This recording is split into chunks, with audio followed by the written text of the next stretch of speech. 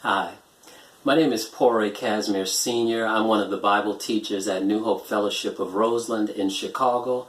And like you, I've had many concerns regarding this recent pandemic and thought I would share some of my thoughts with the congregation, which I did last Sunday.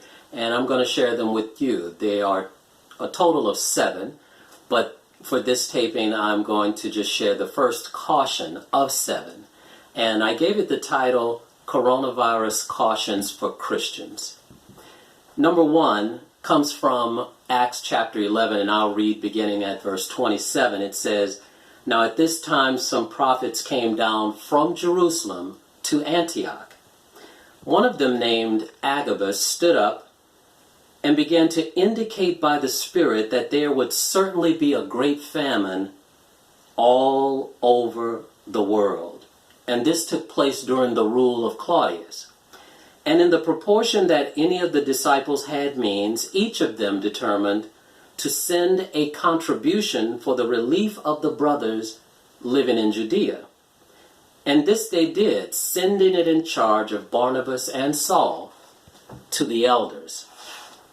The first concern, I guess, if I would put it this way minimally, is to just recognize that this reference to the famine covering the whole world would certainly include the Roman Empire, because of the historical reference that Claudius was the emperor, and he definitely ruled from 41 AD to 54. Secondly, if you look at the text, you should notice that believers knew they would not be exempted from the famine.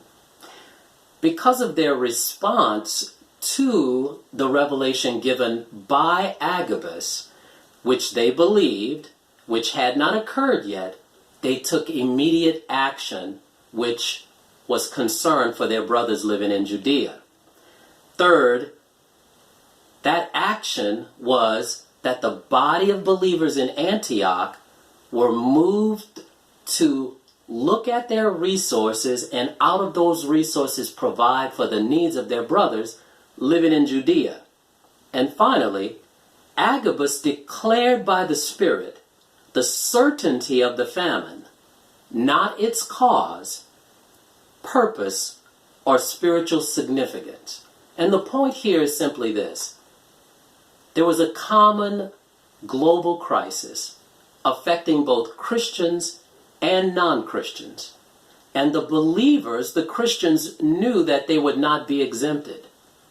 And even Agabus, speaking by the Spirit, did not indicate what the cause, purpose, or spiritual significance was.